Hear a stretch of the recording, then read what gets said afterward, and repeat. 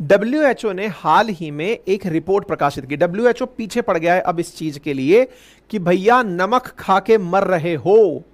दुनिया को चेतावनी दी है कि आप लोग जो कार्डियोवास्कुलर डिजीज के चलते जो हर दिन खबर पकड़ते हो ना कि उस दिन वो आदमी मर गया, नाचते हुए मर गया, गाते हुए मर गया, जो ये खबरें सुन रहे हो, जो हार्ट अटैक से रिलेटेड बहुत ज्यादा खबरें सुर्खियों में चल रही हैं, उसका बहुत बड़ा कारण है हाई सोडियम इनटेक।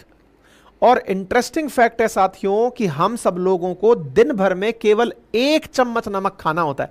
पहले ही मैं बता देता हूं, आप में से कुछ लोग सुनते ही कह सकते हैं आज से नमक बंद मत कर देना, वो भी गलत है। मैं पहले ही सेशन में बता दे रहा हूं। आज आपके नमक से रिलेटेड बहुत सारे डाउट क्लियर करने वाला हूं। नमक कम खाना चाहिए, 0 नहीं होना चाहिए, नंबर 1। नंबर 2, नंबर कितना खाना चाहिए ये बताऊंगा। कुछ लोग जो कहते हैं ना सर हम तो नमक नहीं, हम तो सेंधा नमक खाते हैं, नहीं सर हम तो काला नमक खाते हैं, तो तीनों नमक का अंतर क्या है ये भी मैं आपको आज के सेशन में बताऊंगा। नमक को कंट्रोल करने की जो विधाएं हैं आपको बताऊंगा, ताकि उन्हें कहते कहते मैं भी कुछ सीख जाऊं, क्योंकि मेरे साथ भी बहुत बड़ी दिक्कत नमक ही है। खैर, विकासशील और अल्प विकसित देशों के अंदर यही सबसे बड़ी समस्या है कि लोग नमक बहुत खाते हैं साहब। ये मैं नहीं, डब्ल्यूएचओ कहता है। डब्ल्यूएचओ कहता है कि जब फलों के अंदर नेचुरल मिठास है, नेचुरल तीखापन है, उसके बाद भी ऊपर से थोड़ा तो हो जाए मसाला डालकर बढ़िया से खाया जाता है। और तो और जितने भी पैकेज्ड फूड हैं, फास्ट फूड हैं, उनके अंदर भी भर भर के नमक खाया जा रहा है। सोडियम का इस तरह से नमक खाने से, क्योंकि सोडियम नमक का फॉर्मूला क्या है NaCl। अब NaCl के अंदर आधा तो सोडियम ही है ना, तो सोडियम का इनटेक हमारे शरीर में बहुत ज्यादा हो रहा है, ऐसा डब्ल्यूएचओ का कहना है। मतलब हमने जो कई बेंचमार्क है ना वो तोड़ दिए हैं। मतलब रिपोर्ट में कहा गया है कि जो 8 मिलियन लोग पूरे देश, पूरी दुनिया के अंदर 80 लाख लोग अगर पुअर डाइट की वजह से ग्लोबली मरे हैं, कि भाई इनको प्रॉपर भोजन नहीं मिला, कुपोषण कह लो, इस वजह से नहीं मरे, तो कम से कम 2 मिलियन लोग वो हैं जिन्होंने केवल नमक ज्यादा होने की वजह से जिंदगी खोई है। यार ये बात जब सुनी ना, कसम से बता रहा हूं टेंशन हो गई यार। मतलब अभी तक जिन चीजों को हम कारक बना रहे थे, उन कारकों में सबसे बड़ा कारक, और मैं जो आज काम कर रहा हूं, डब्ल्यूएचओ चाहता है कि मैं ऐसा काम करूं। डब्ल्यूएचओ का चाहना है कि इस पर अवेयरनेस फैलाई जाए जनता के बीच में, तो मैं अवेयरनेस फैला रहा हूं। थैंक यू बोलना चाहिए मुझे डब्ल्यूएचओ को। हाँ जी, और खुद के लिए भी जरूरी है भाई। 2 मिलियन यानी 20 लाख लोग दुनिया में ज्यादा सोडियम खा के मरे हैं। ज्यादा सोडियम बोले तो ज्यादा नमक खा के मरे हैं। आपके मन में चल रहा होगा अपन तो सेफर साइड है साहब, अपन नहीं खाते साहब, अपन तो काला नमक खाते हैं, सेंधा नमक खाते हैं। आपका नंबर भी आ रहा है। हाँ जी, तो ऐसी स्थिति के अंदर डाइटरी सोडियम को कम करने को लेकर, क्योंकि इस सोडियम के खाने से कार्डियोवास्कुलर डिजीजेस होती हैं। ये डब्ल्यूएचओ का global sodium benchmark for different food category नाम से सेकंड एडिशन प्रकाशित हुआ, जिसमें उन्होंने ये बात मेंशन करी कि हाई सोडियम इनटेक की वजह से जो कार्डियोवास्कुलर डिजीजेस हैं, जो कि नॉन कम्युनिकेबल डिजीजेस हैं, वो उसके अंदर लीडिंग कॉज बना हुआ है। सबसे ज्यादा जो ना फैलने वाली non communicable just like cancer जो बीमारी है, उन बीमारियों में सबसे लीडिंग कॉज डेथ का दुनिया के अंदर ये बना हुआ है। नॉन कम्युनिकेबल डिजीजेस के अंदर कार्डियोवास्कुलर डिजीज के चलते लोग बड़ी तरीके से बहुत ज्यादा संख्या में मर रहे हैं। ये सोडियम इनटेक के कारण हो रहा है। तो नॉन कम्युनिकेबल डिजीजेस कौन कौन सी हैं? प्रमुख रूप से उनमें सबसे पहले है कार्डियोवास्कुलर डिजीज, दूसरी है डायबिटीज, तीसरी है क्रॉनिक रेस्पिरेटरी डिजीज, और चौथी है कैंसर। यानी ये बीमारियां जो एक से दूसरे में नहीं फैलती हैं, उनमें सबसे बड़ी बीमारियों में 4 बड़ी बीमारी हैं, और 4 में जो नंबर 1 पर आती है वो कार्डियोवास्कुलर डिजीजेस हैं, non communicable diseases, chronic diseases हैं। और इनमें जो कार्डियोवास्कुलर डिजीज जिसके अंदर हार्ट अटैक और स्ट्रोक जिसे आप कहते हैं वो टॉप पर चल रहा है आफ्टर कैंसर। साथ में सच में मतलब क्रॉनिक ऑब्स्ट्रक्टिव पल्मोनरी यानी कि लंग से अस्थमा से रिलेटेड बीमारियां और डायबिटीज इन एनसीडीज में काउंट की जाती हैं। नॉन कम्युनिकेबल डिजीजेस प्रति साल 41 मिलियन लोगों की जानें लेती हैं। मतलब अगर मैं ये कहूं कि एक से दूसरे में ना फैलने वाली बीमारी, अभी खांसी है, जुकाम है, ये जब एक दूसरे से फैलती है, बुखार है, जैसे कोरोना है, एक से दूसरे में फैल रहा है, वो कम्युनिकेबल है। जो एक से दूसरे में नहीं फैलने वाली बीमारियां हैं, उनमें 4 बीमारी जिसके अंदर नाम बताया, heart attack, cancer, asthma, diabetes. तो इन 4 बीमारियों की वजह से दुनिया में लगभग 4 करोड़ लोग हर साल मरते हैं। ठीक है, मतलब ये अपने आप में दुनिया के अंदर जो कुल मौतें होती है ना उसका 74% है। ये हर साल 17 मिलियन लोग इन नॉन कम्युनिकेबल डिजीजेस में 70 साल की उम्र को पकड़ने से पहले मर जा रहे हैं।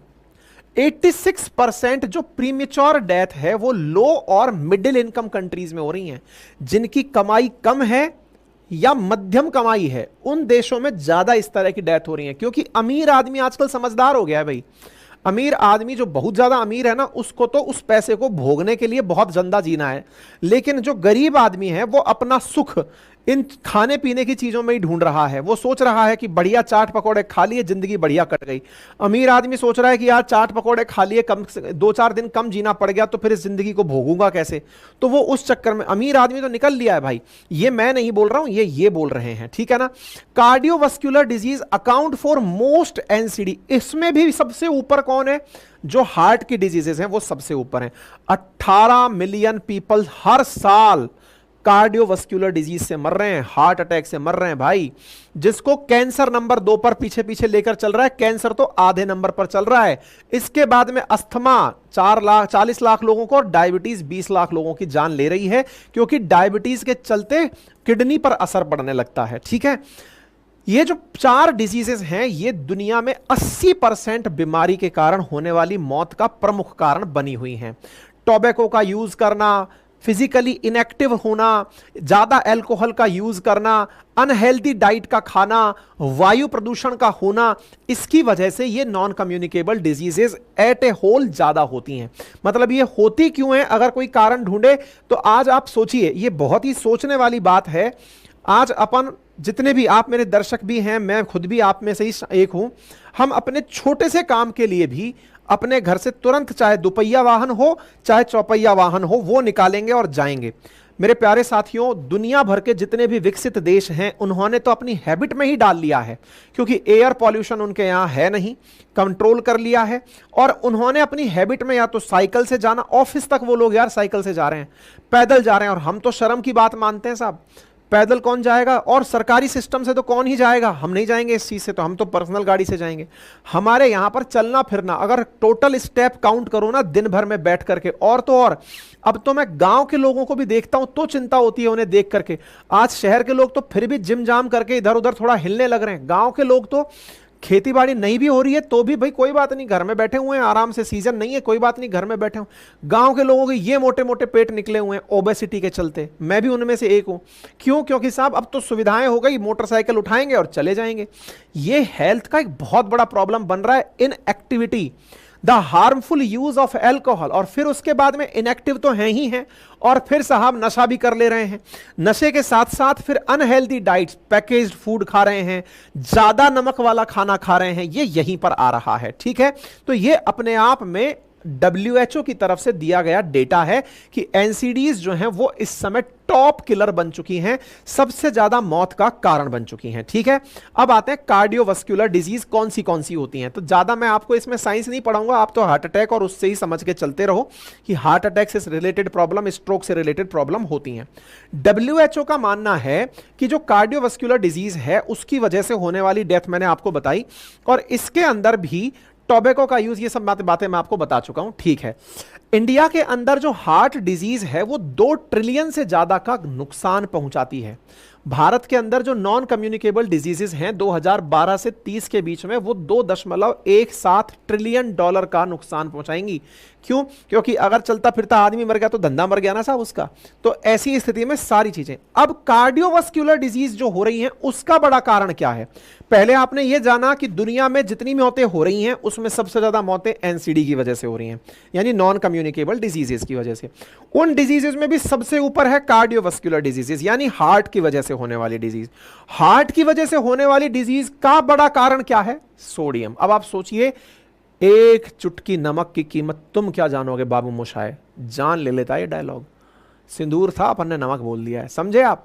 तो सोडियम जो है ना वो इस समय मेन कंपोनेंट जो मतलब सॉल्ट का है, वो हार्ट की बहुत बड़ी प्रॉब्लम बनकर निकल रहा है। ना केवल हार्ट की, बल्कि gastric cancer, obesity, liver disease, chronic kidney. मुझे तो आज मेरे मोटापे का कारण पता चला जब मैं आपका ये सेशन बना रहा था। मेरा ज्यादा नमक खाना मेरे मोटापे के बड़े कारणों में से एक है। ये आपको तैयार कराने से मुझे जो फायदा हुआ वो सुन लो। मोटापे में बताया गया है कि जब ज्यादा सोडियम इंटेक होता है तो बॉडी ज्यादा वाटर रिटेंशन करने लगती है। वाटर रिटेंशन सेल्स के अंदर ज्यादा होने लगता है, जिससे कि ऑटोमेटिकली आपके अंदर हेल्थ, ऑब्वियस ही बात है ना कि जब वाटर रिटेंशन ज्यादा हो रहा है, और भी बहुत सारे फैक्टर्स हैं, लेकिन मोटापा बढ़ाने में सोडियम का बहुत बड़ा कंट्रोल होता है। ठीक है। आईसीएमआर की एक रिपोर्ट कहती है कि औसत भारतीय डब्ल्यूएचओ और इंडियन मेडिकल एसोसिएशन द्वारा सुझाई गई मात्रा से ज्यादा नमक का सेवन करता है। औसत बताया गया 5 ग्राम नमक प्रतिदिन, और औसत भारतीय 10 ग्राम से ऊपर नमक का सेवन करता है। हमने नमक के लिए संघर्ष किया था। गांधी जी दांडी मार्च निकाल करके महात्मा गांधी कहलाए, लेकिन एक चुटकी नमक जो हमारी थालियों में आया, उस नमक ने हमारे जीवन में से बहुत कुछ ले लिया। डब्ल्यूएचओ का मानना है कि भारत में प्रतिदिन प्रति व्यक्ति 8 ग्राम नमक से औसत से ज्यादा नमक सेवन करता है। डब्ल्यूएचओ कहता है 5 ग्राम नमक सफिशिएंट है जीवन हेल्दी जीने के लिए। Daily salt intake India is double the prescribed amount, ऐसा डब्ल्यूएचओ का मानना है। सिर्फ 1/3 भारतीय ही जानते हैं कि नमक से नुकसान होता है। बाकी 3 में से 2 को तो केवल स्वाद पता है, बाकी कुछ नहीं। आप देखिए कि कई रिपोर्ट्स में तो यह है कि भारत में 11 ग्राम तक भी सॉल्ट खा लिया जाता है, और सॉल्ट की वजह से भारत के अंदर, मतलब दुनिया के अंदर 18 लाख से ज्यादा मौतें होती हैं। अब आप इससे अंदाजा लगा सकते हैं। ठीक है साहब, ये मैंने आपको बात बता दी सोडियम इंटेक के ऊपर। अब बात करते हैं कि साहब नमक खाना क्यों है। मैं तो खाना बंद ही कर दूंगा आज से, क्योंकि ये टेंशन दे रहा है। अब टेंशन दे रहा है तो ऐसी स्थिति में नमक ना खाऊंगा, ऐसी शर्तें लेते हुए भी कुछ भाई लोग मेरे दिखाई पड़ सकते हैं। भाई मैं पहले ही बता देता हूं, भोजन में नमक जरूरी है। क्यों? क्योंकि यह आपके नर्वस सिस्टम को अच्छी सेहत देता है, शरीर में पानी और मिनरल का संतुलन रखता है।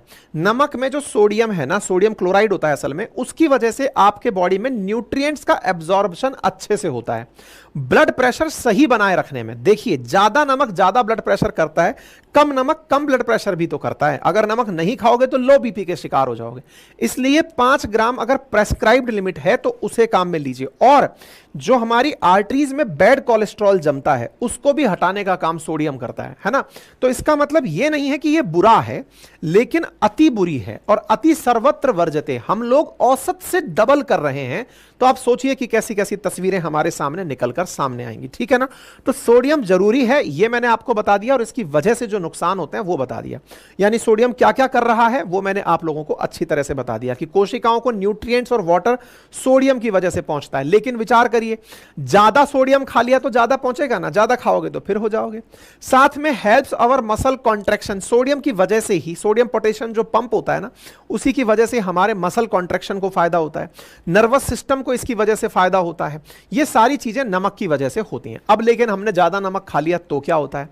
सीधा सीधा असर तो आपके बालों पर झड़ना शुरू हो जाता है, किडनी का वजन किडनी में सूजन आ जाती है, बॉडी का वाटर रिटेंशन बढ़ता है, शरीर में पानी को जमा करके पूरे टाइम रखता है, हड्डियां कमजोर होने लगती हैं। जैसे घर में अपने लोग कहते नहीं है, उनको तो बेचारों को डायरेक्ट कहना आता है, अरे ज्यादा नमक मत खाए, हड्डियां गल जाएंगी तेरी। वो क्यों कहते हैं? उनको लगता है कि जब कब्र में आदमी को डालते हैं तो नमक डाल के डालते हैं ताकि वो गल जाए, तो ये तो खुद ही डाल रहा है तो खुद गल जाएगा, तेरी हड्डियां गल जाएंगी।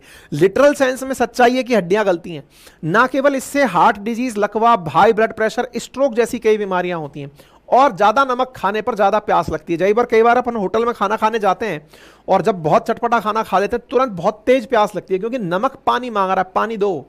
अब पानी तो मिल गया, उससे पानी को तो आपने ले लिया, बॉडी में वो रिटेन भी हो गया। अब आपके शरीर में जो बीमारियां देखे गया वो क्या है? ब्लड प्रेशर बढ़ा, हाइपरटेंशन बढ़ा, हार्ट की बीमारी बढ़ी, पेट का कैंसर हो सकता है, हड्डियों का कमजोर होना हो सकता है, ऑटो इम्यून डिजीज मतलब इन्फ्लेमेशन हो सकता है, दिमाग के अंदर कॉग्निटिव फंक्शन, पहचान से जुड़ी समस्याएं पैदा हो सकती हैं। ये सारी चीजें हो सकती हैं। और हाइपरटेंशन तो आजकल साहब आप जान ही रहे हैं, भारत के शहरों में हर 3 में से 1 व्यक्ति हाई ब्लड प्रेशर लिए घूम रहा है कि साहब टेंशन में चल रहा हूं मैं। ठीक है ना। अब जब हाइपरटेंशन होता है तो क्या होता है? दिल बहुत तेजी से धड़कता है, ब्लड का फ्लो वाहिका में बहुत मुश्किल से होता है, घबराहट हो जाती है ना। तो हाइपरटेंशन जब नमक से हो रहा है, घबराहट तेजी से होने लगती है, ब्लड का सर्कुलेशन तेज होने लगता है, यहीं पर फिर फट जाता है मामला। ठीक है। भारत अमेरिकियों से पीछे है हाई ब्लड प्रेशर के मामले के अंदर, हाइपरटेंशन हम लोग ज्यादा, क्योंकि तनाव बहुत जल्दी ले लेते हैं। ठीक है साहब, अब हमने आपको अभी तक बताया कि नमक नहीं खाने से भी नुकसान होगा। ध्यान रखिएगा, अगर आप नमक नहीं खाएंगे तो भी आप लो ब्लड प्रेशर के, टाइप 2 डायबिटीज के, कमजोरी, उल्टी, ब्रेन और हार्ट में सूजन जैसी बीमारियों से पीड़ित हो सकते हैं। इसलिए सोडियम के इंटेक को कम होने, मतलब सोडियम का इंटेक कम करना है, लेकिन बंद नहीं करना है। ठीक है ना। तो प्रॉब्लम्स जो है वो मैंने आपको बता दी कि इससे लो ब्लड प्रेशर हो सकता है, ब्लड में सोडियम लेवल कम होने से डायबिटीज, लोगों से मौत का खतरा बढ़ सकता है, ये सब चीजें हैं। ठीक है। अब अगर आप ज्यादा नमक खा रहे हैं तो इसकी पहचान क्या है कि मैं ज्यादा नमक खा रहा हूं, क्योंकि आपको नाप के तो खाना नहीं है, पता चल रहा है आटे में मिल गया या पैकेज्ड फूड में मिल गया या कहीं और से खा लिया, ऊपर से डाल के खा लिया।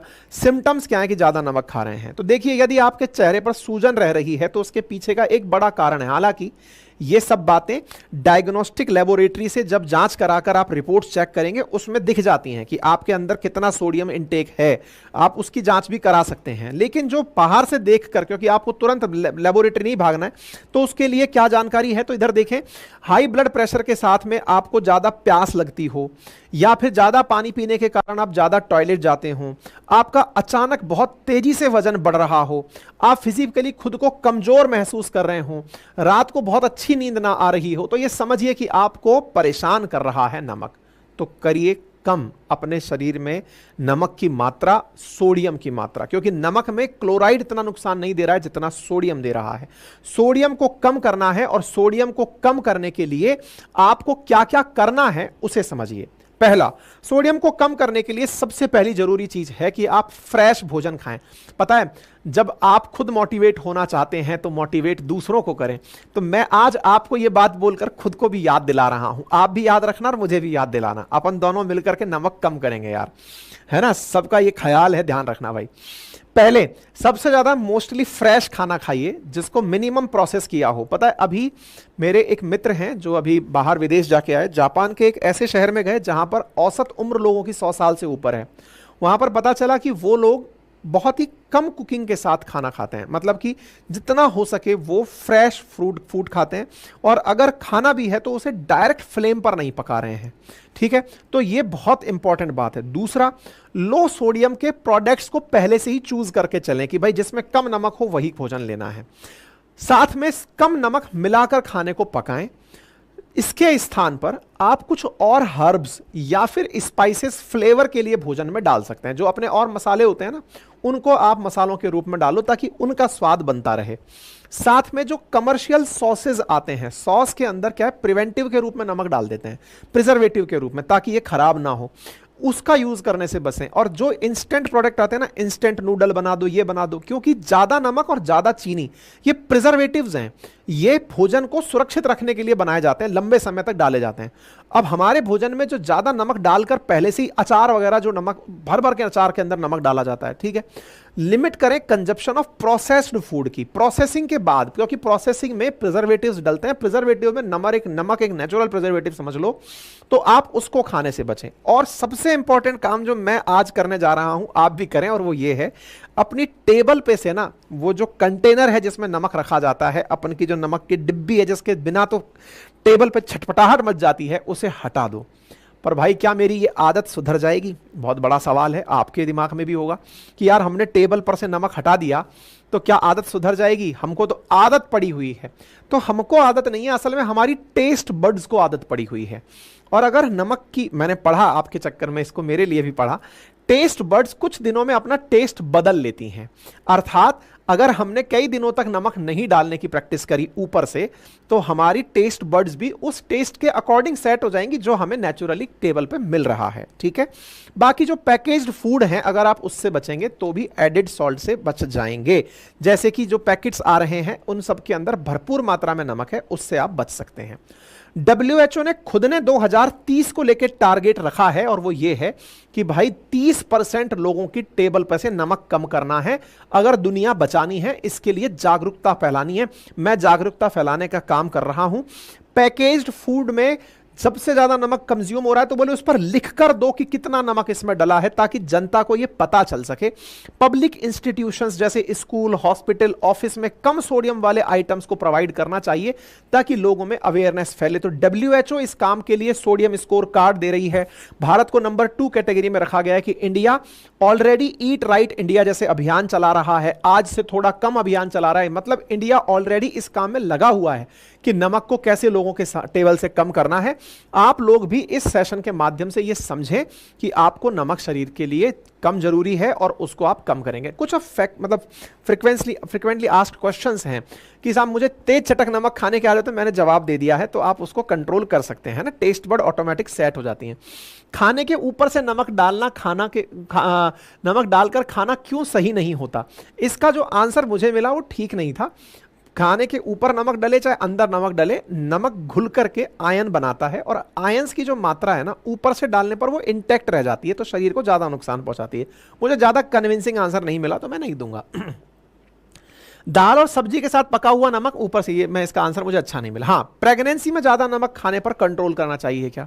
क्योंकि बहुत सारी महिलाओं को ड्यूरिंग प्रेगनेंसी बहुत क्रेविंग होती है चटपटा खाने की, नमक खाने की। उन्हें निश्चित रूप से इस पर ख्याल देना चाहिए कि उन्हें ऐसा पदार्थ नहीं खाने हैं, क्योंकि इससे प्रीमेच्योर डिलीवरी का खतरा रहता है, प्रेगनेंसी इंड्यूस हाइपरटेंशन हो सकता है। नमक खाने से उन्हें बचना चाहिए, ठीक है। नमक को चेक करने के लिए क्या है, तो आप जाकर डॉक्टर के पास जाएं, हर 6 महीने में, साल भर में आप डॉक्टर से चेक करवाएं, रिपोर्ट्स निकलवाएं, उसके अंदर निकल के जानकारी आ सकती है। अब आयोडीन नमक की जगह सेंधा नमक यूज कर लें तो कैसा है? सबसे आखिरी और महत्वपूर्ण सवाल, और कईयों को तो सेंधा नमक और काला नमक, इनमें भी कंफ्यूजन रहता है कि ये होता क्या है। तो देखिए, काला नमक तो सिंपल वो नमक है, मतलब पहले की समझिए कि आपका और हमारा नमक बनता कैसे, इसको समझते हैं।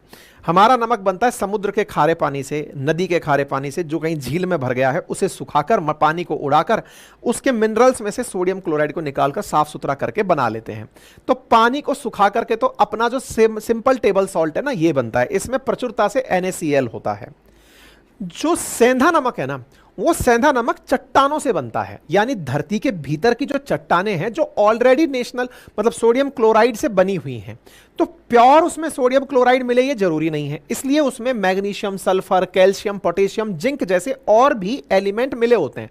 इसलिए सेंधा नमक को लोग प्रेफर करते हैं। क्यों प्रेफर करते हैं? कि भाई सेंधा नमक में हमें सोडियम क्लोराइड के साथ साथ और सॉल्ट के मिनरल्स भी मिल जाते हैं, जो शरीर के लिए जरूरी हैं।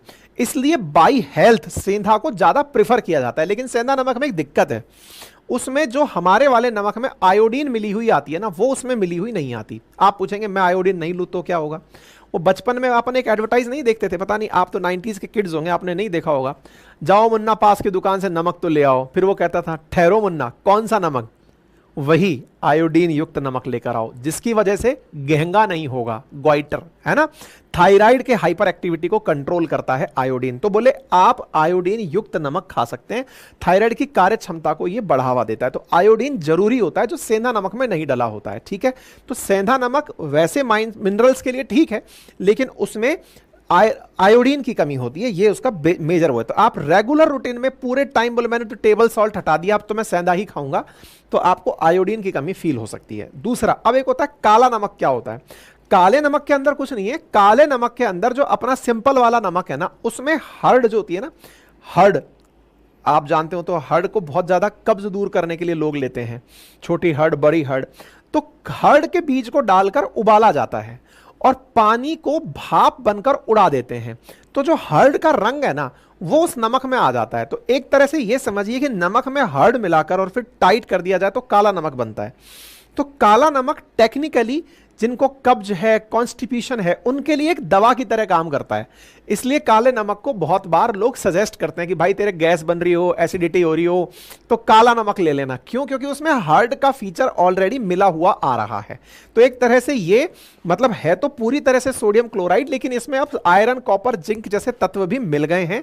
तो कब्ज होना, पेट दर्द होना, चक्कर, उल्टी, जी घबराने जैसी दिक्कतें आना, उनको काला नमक काउंटर करता है, ठीक है ना। तो ये मतलब इंपॉर्टेंट चीज जो है मैंने आपको बता दी। तो अब आपको करना क्या है, कुल मिलाकर वो मैं आपको सारी बातें बता चुका हूं। सेंधा नमक खाने में आप मिलाते हैं तो फायदा है आपको तुलनात्मक रूप से, लेकिन सेंधा नमक का अर्थ यह नहीं है कि इसको भी खूब सारा खा रहे हैं। अल्टीमेटली सोडियम की मात्रा को कंट्रोल रखना है, तो आप 5 ग्राम तक का ही सोडियम अपनी डाइट में रखें।